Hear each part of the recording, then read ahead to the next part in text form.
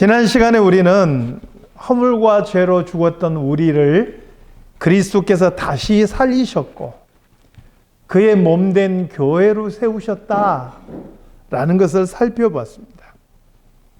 그리스도와 교회는 머리와 몸의 관계예요. 근데 머리와 몸은 분명 다르지만 서로 뗄 수 없잖아요. 하나예요. 그래서 이것을 신비하게 연합되어 있다, 이렇게 표현합니다. 그래서 예수님께서 이루신 모든 승리, 그분이 가지신 모든 권세, 그 모든 것이 예수 그리스도 안에서 다 우리의 것인 거예요. 그분이 사망 권세를 깨뜨리시고 다시 살아나신 그것이 나의 살아남이 됐어요. 영적으로 죽었던 내가 다시 살아난 거예요. 그분의 승천하심과 보좌 우편에 앉으심과 같이 우리에게도 그러한 약속들이 주어져 있다 하는 거예요. 이러한 모든 일들이 내 노력이나 내 행위가 아니라 거저 주신 하나님의 은혜라는 거예요. 그러니까 하나님 앞에서 또 교회 안에서 나에 대해서 자랑할 게 없어요. 내가 세상에 가지고 있는 내 배경이나 내 행위나 내 노력 그 어떤 것도 교회 안에서는 자랑할 것이 없어요. 또 내가 조금 부족하다고 해서 그것 때문에 낙심하거나 내 자신이 스스로 절망할 이유가 없어요. 왜요? 이 모든 것들이 내 행위와 내 노력에 근거한 것이 아니라 예수 그리스도의 보혈에 근거하기 때문입니다. 다만 이제 우리는 구원받은 자로서 선한 일을 위하여 살아갈 책임이 주어질 것이죠. 이제 본문 11절, 12절 말씀을 같이 읽도록 하겠습니다. 자, 시작. 그러므로 생각하라.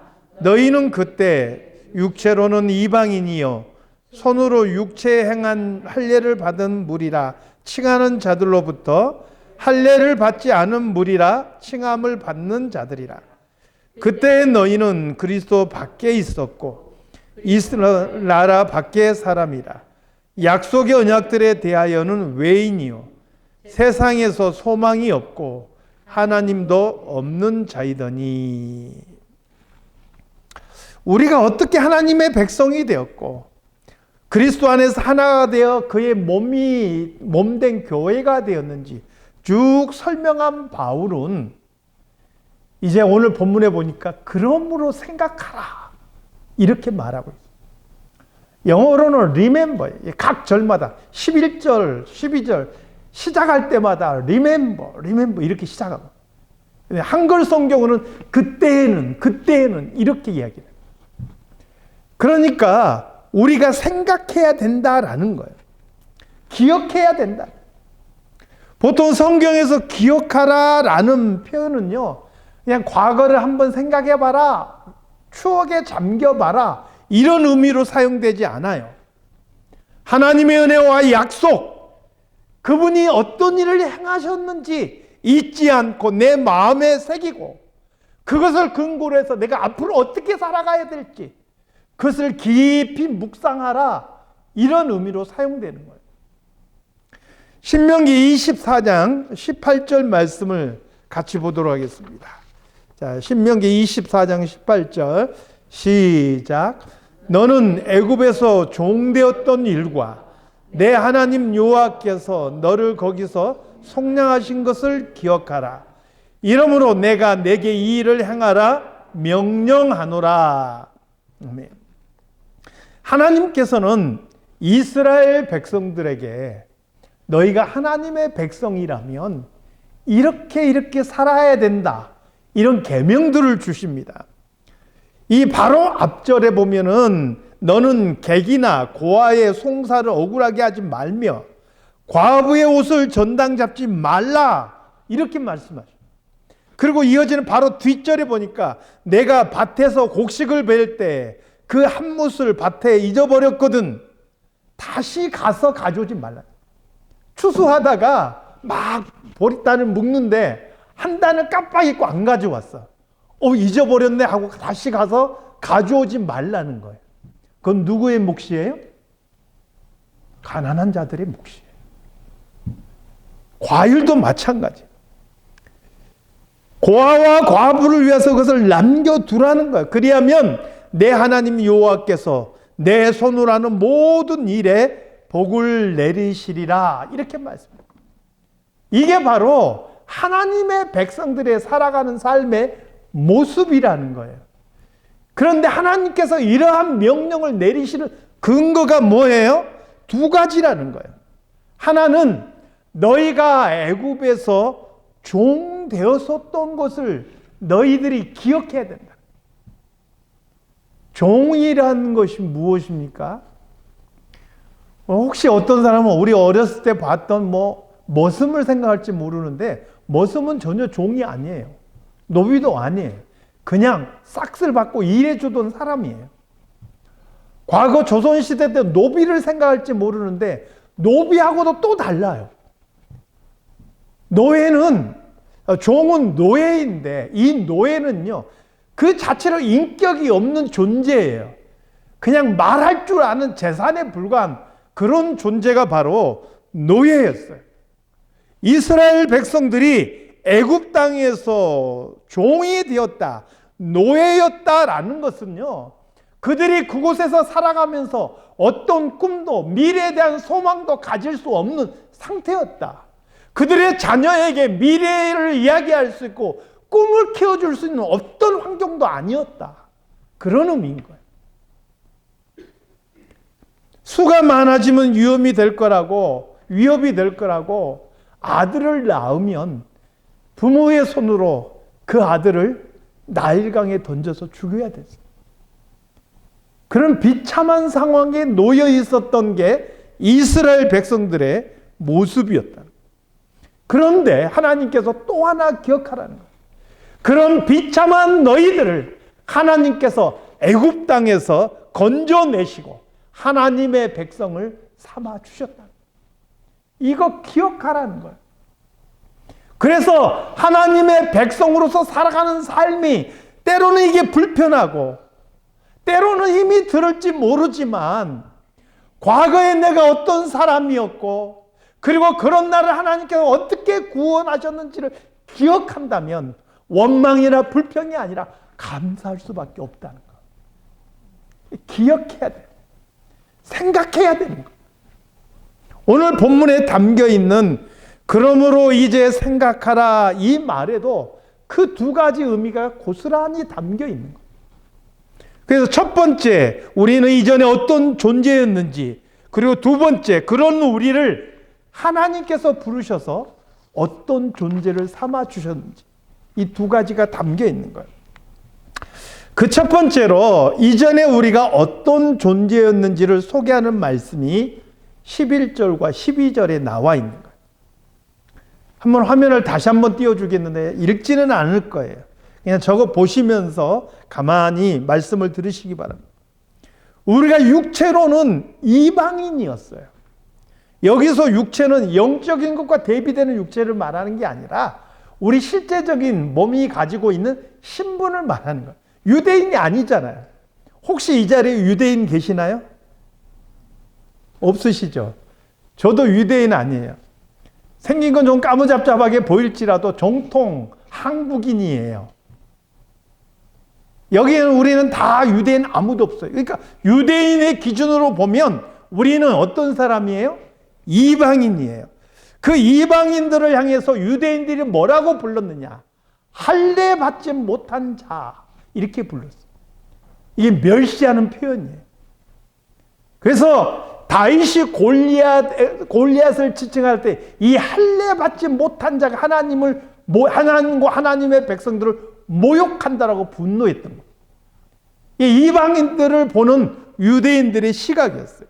우리가 바로 그러한 자들이었고 유대인들이 이방인들을 볼 때 그렇게 멸시받는 그런 입장이었다. 유대인들은 선민의식을 가지고 있었던 거예요. 우리는 그리스도와 관련이 없는 사람들이었고 이스라엘 사람도 아니고 하나님으로부터 언약을 받은 백성도 아니에요. 이스라엘 백성들은 모세를 통해서 십계명을 받았잖아요. 그 율법의 가르침을 받았잖아요. 수많은 조상들이 하나님으로부터 아브라함 때부터 시작해서 약속을 직접 받은 민족이에요. 그와 반면에 저와 여러분 그 약속에서 바깥에 있었던 사람들이라는 거. 허물과 죄로 인해 영적으로 죽은 채 영원한 생명에 대해서는 아무런 꿈도 소망도 가질 수 없었던 그런 존재가 바로 우리였다는 거예요. 이것을 생각하라는 거예요. 사실 이렇게 설명하면서도 저도 자라오면서 이 부분이 굉장히 고민이 됐어요. 저는 제 고향교회에서 오직 유일하게 예수 믿는 집안에서 태어났어요. 그 마을에서 저희 집만 예수를 믿은 거예요. 그렇지만 어머니, 아버지 그 믿음 안에서 태어나서 어렸을 때 유아 세례를 받았어요. 그러니까 내 어렸을 때 기억이 있는 한은 나는 교회 품 안에서 자란 사람이에요. 그러니까 내가 과거에 얼마나 죄인이었는지를 막 더듬어 보려니까 이게 쉽지가 않아요. 그래서 한편에서는 저는 중간에 예수 믿었던 사람들이 되게 부러웠던 적이 있어요. 그분들에게는 이 사도 바울의 다메섹 도상과 같이 정말 내가 믿지 않다가 예수를 믿게 된 극적인 체험이 있잖아요. 그러니까 과거에 내가 어떤 사람이었는지, 그리고 예수를 알게 된 내가 지금 어떤 소망을 하고 사는지, 이게 너무나 뚜렷하게 대비되잖아요. 그게 부러웠던 적도 있었어요. 사실은 둘 다 장단점이 있어요. 모태신앙 받은 사람은 그에 따른 장점이 있고, 또 그렇지 않은 사람은 그에 따른 장점이 있는 거예요. 그런데 내가 가진 장점 생각 못하고 부러워한 적이 있었어요. 아무튼 간에 이전에 우리들이 어떤 사람이었는지를 잘 생각해 보셔야 돼요. 두 번째로 그러한 우리를 하나님께서 어떻게 하셨느냐는 거예요. 이것을 본문에서 또 몇 가지로 소개해요. 첫 번째, 하나님과 가까워지게 하셨다는 거예요. 13절 말씀 보겠습니다. 13절 시작. 이제는 전에 멀리 있던 너희가 그리스도 예수 안에서 그리스도의 피로 가까워졌느니라. 하나님을 멀리 떠나서 원수 상태에 있던 우리를 예수의 피로 가깝게 하셨다라는. 여기서 가까워졌다라는 말은 단순한 거리 개념이 아니에요. 우리 둘이는 가까이 앉아 있네? 이런 거리 개념이 아니에요. 가깝다라는 말은 관계가 친해졌다, 뭔가 잘 소통이 된다, 그런 의미인 거예요. 우리 신명기 4장 7절 말씀해 보니까 모세는 이스라엘 백성들을 향해서 이렇게 말씀해요. 우리 하나님 여호와께서 우리가 그에게 기도할 때마다 우리에게 가까이 하심과 같이 그 신이 가까이 함을 얻은 큰 나라가 어디 있느냐. 기도할 때마다 하나님께서 가까이 하셨다라는 거예요. 이게 친밀한 관계가 되시고 기도하는 그것을 응답하셨다, 그 기도를 통해서 소통하셨다, 이런 의미가 되는 거예요. 한마디로 말하면 이스라엘이 하나님의 백성이 되었다, 이 말인 거죠. 그러니까 13절 말씀에도 이전에는 아니었지만 이제는 우리가 하나님의 백성이 되고 그와 친밀해졌고 우리가 기도할 때 그 기도를 통해서 소통하시는 하나님께서 우리의 기도에 응답하시는 이러한 관계가 되었다 말씀하는 거예요.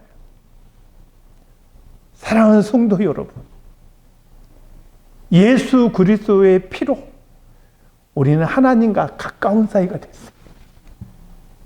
가까운 사이. 아멘. 두 번째로 예수 그리스도께서 우리의 화평이 되셨어요. 14절 말씀을 보겠습니다. 자, 시작. 그는 우리의 화평이신지라 둘로 하나를 만드사 원수된 것 곧 중간에 막힌 담을 자기의 육체로 하시고 그는 우리의 화평이신지라 이렇게 말했어요. 여기서 그는 누구예요? 예수 그리스도입니다. 예수 그리스도께서 우리의 화평이 되셨다 그랬어요. 화평이라는 말이 원래 어디서 나왔냐면 연결한다, 합친다 이 말에서 나왔어요. 히브리어로는 샬롬이라는 말이에요. 서로 다른 둘을 연결하거나 합하는 거예요. 두 나라가 전쟁을 해요. 전쟁을 하는데 그 전쟁을 중단시키고 서로 화해하며 손을 맞잡게 하는 거. 이게 바로 화평인 거예요. 샬롬이라고 표현을 하는 거예요. 예수 그리스도께서 하나님과 원수된 우리를 하나로 연결하셨다는 거예요. 유대인과 이방인이라는 둘로 나눠서 딱 담으로 가로막혀 있는 이 관계를, 이 담을 허물어 주시고 유대인과 이방인이라는 신분의 차이를 넘어서서 다 같이 하나님의 백성으로 하나 되게 하셨다는 거예요. 그러므로 그리스도께서는 우리의 화평이 되신 줄로 믿습니다. 이제는 유대인이나 헬라인이나 미국 사람이나 대한민국 사람이나 누구든지 예수 그리스도 안에서 하나님의 백성인 줄로 믿습니다. 이것을 계속해서 설명하고 있는 내용이 15절에서 18절이에요. 굉장히 구구절절 설명하는데 말이 굉장히 어렵습니다. 그래서 15절부터 18절까지를 현대인의 성경을 아주 쉽게 좀 번역된 걸로 제가 앞에 PPT로 올려놨습니다. 이것을 우리가 한번 읽고 넘어가도록 하겠습니다. 자, 시작. 그들을 원수로 만들었던 계명의 율법을 예수님이 자신의 육체적인 죽음으로 폐지하신 것은 유대인과 이방인을 자기 안에서 하나의 새로운 백성으로 만들어 화목하게 하고 또 십자가로 그들의 적개심을 죽이고 둘을 한 몸으로 만들어 하나님과 화해시키기 위한 것입니다. 그래서 예수님은 오셔서 여러분과 같이 하나님을 멀리 떠나 있던 이방인이나 하나님과 가까이 있던 유대인들에게 평화의 기쁜 소식을 전하셨습니다. 그래서 이방인이나 유대인이 모두 그리스도를 통해서 한 성령님 안에서 아버지께로 나아갈 수 있게 된 것입니다. 유대인도 아닌 이방인인 우리가 하나님의 백성이 되고 그 앞에 나아갈 수 있는 은혜가 예수 그리스도의 피로 이루어진 거예요. 그분이 우리의 화평이 되어 주셨어. 이 은혜를 우리에게 베풀어 주신 것입니다. 세 번째로는 우리가 하나님의 가족이 됐어요. 19절입니다. 19절. 자, 시작. 그러므로 이제부터 너희는 외인도 아니요 나그네도 아니요 오직 성도들과 동일한 시민이요 하나님의 권속이라. 외국인이나 나그네, 비록 그 땅에 머물러 있어도 그 땅의 백성이 아닙니다. 저는 올해로 제가 이제 15년 차 미국 생활을 해요. 근데 15년을 지금 이곳에 살고 있으면서도 여전히 낯설 때가 많아요. 어때요? 40년, 50년 살면 이 땅이 내 나라고 완전히 나는 여기에 그냥 내 몸과 영혼이 다 적응됐다. 이러신 분들 계시나요? 그런 분들은 정말 대단하신 거예요. 외국인이나 나그네는요, 그 땅에 산다고 해서 그 땅 백성과 같은 권리를 보장받지 못하는 거예요. 이게 과거 이때 당시. 어쩌면 가장 소외받는 사람들이에요. 그래서 성경에는 보면은요, 고아와 과부와 같이 이 나그네와 외국인들은 정말 소외계층으로 여겨서 특별히 그들을 돌아보라 이렇게 율법으로 명령까지 하고 계시는 것을 보게 되는 거예요. 그런데 이런 나그네와 외국인 같은 우리들을 하나님의 가족으로 삼으셨다. 식구라는 거죠. 가족이 뭡니까? 한 울타리 안에서 서로가 서로에게 든든한 의지가 되는 존재가 가족 아닙니까? 오늘 제가 예배 전에, 예배 묵상할 때 낭송해 줬던 말씀 중에서 하나님이 내 편이시다라는 말을. 가족이 뭐예요? 어떤 상황 속에서도 내 편에 서 있을 수 있는 존재가 가족들이잖아요. 가족인데 내 편이 아니고 다른 편이다. 이상한 거예요, 그건. 하나님께서 우리의 가족이 하나님께서 나를 부르셔서 하나님의 가족 삼아 주신 거예요. 그 말은 뭐냐? 하나님께서 내 편이시다라는 겁니다. 우리에게 이러한 은혜를 베푸셨습니다. 네 번째로요. 우리는 성전이 되어가는 존재가 되었습니다. 20절에서 22절입니다. 함께 같이 읽겠습니다. 시작. 너희는 사도들과 선지자들의 터 위에 세우심을 입은 자라. 그리스도 예수께서 친히 모퉁이 돌이 되셨느니라. 그의 안에서 건물마다 서로 연결하여 주 안에서 성전이 되어가고 너희도 성령 안에서 하나님이 거하실 처소가 되기 위하여 그리스도 예수 안에서 함께 지어져 가느니라. 아멘. 사도들과 선지자들의 터에 대해서는 제가 종종 언급했습니다. 사도들은 신약 성경, 선지자는 구약 성경을 대변한다고 말씀드렸습니다. 물론 다르게 해석하는 사람도 있을 수 있습니다만 저는 그렇게 해석을 해요. 그래서 결국 사도들과 선지자들의 터 위를 저는 하나님의 말씀의 터 위다라고 해석을 합니다. 그러니까 결국 우리를 하나님의 말씀의 터 위에 세우셨어요. 근데 어떻게 세우셨느냐? 예수 그리스도께서 모퉁이 돌이 되셨어요. 모퉁이 돌의 가장 중요한 것은 벽과 벽을, 돌과 돌을 연결시키는 거잖아요. 예수님께서 그렇게 모퉁이 돌이 되셨어요. 연결석이자 기준석이 되셔서 우리를 묶으신 거예요. 14절에 그는 우리의 화평이신지라 이 말과 서로 통해요. 아까 제가 화평의 의미가 어디서 왔다 그랬죠? 연결된다, 합친다 이런 말에서 왔다 그랬잖아요.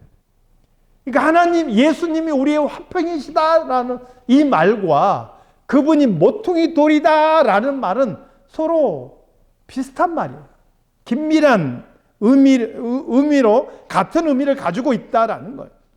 그래서 예수 그리스도 안에서 서로 연결하여 우리가 성전이 되어 간다는 거예요. 저와 여러분이요, 성전이 되어 가는 거예요. 누구 안에서? 예수 그리스도 안에서. 여기서 성전이 뭡니까? 구약의 성전은요, 하나님의 임재가 있는 곳이었어요. 그것은 건물이지만 특별한 곳이었어요. 구별된 곳이었어요. 근데 신약에 와서 성전은 이 건물이 아니에요. 이 건물은 예배 드리는 곳이기 때문에 예배당이라고 이야기하고, 교회가 모이기 때문에 교회당이라고 이야기해요. 성전이 아니에요. 기도할 때 전이라고 이야기하지도 마세요. 이 전에 나와, 이 성전에 나와. 잘못된 표현이에요. 우리가 예배당에 나온 거예요. 신약시대의 성전은 세 가지를 상징해요. 요한복음 2장에 보면 예수 그리스도의 몸을 성전이라고 했어요. 고린도전서 3장 16절에 보면 성령께서 거하시는 우리 몸이 성전인 거예요. 그리고 오늘 본문에 의하면 예수 그리스도께서 피값으로 세우신 교회가 그의 성전인 거예요. 그리스도 안에서 우리가 서로 연결되어서 하나가 된 그의 몸된 교회가 성전이라는 거예요. 우리가 예배드리는 이 건물이 아니고 22절 말씀에서 보여주는 대로 하나님의 거하실 처소가 되기 위해서 예수 그리스도 안에서 함께 지어져 가는 이 교회가, 저와 여러분이 그리스도 안에서 하나 된 우리가 바로 성전이다. 그러므로 이 교회를 깨뜨리려고 하는 그런 세력이 있다면 그것은 적그리스도의 세력밖에 없는 거예요. 우리는 교회를 교회답게 가꾸어야 될 책임과 사명이 있는 것입니다. 말씀을 정리합니다. 전에는 멀리 있던 우리들입니다. 소망도 없고 하나님도 없고 외국인이나 나그네와 같았던 우리들입니다. 그런 우리를 하나님께서는 그리스도를 통해서 막힌 담을 허시고 그리스도 안에서 유대인이나 이방인의 벽을 넘어 한 가족이 되게 하시고 한 교회가 되게 하셨습니다. 이게 얼마나 큰 은혜인지 우리는 생각해야 돼요. 기억해야 돼요. 저는 때때로 힘들고 어려운 순간이 있을 때 제 어린 시절을 돌아보곤 해요. 예전에 우리 김성훈 장로님도 정릉 그 산골짜기에서 가지 잡던 얘기 하신 적이 있는데, 전기 없이 등잔불 밑에서 자랐던 어린 시절을 떠올리곤 해요.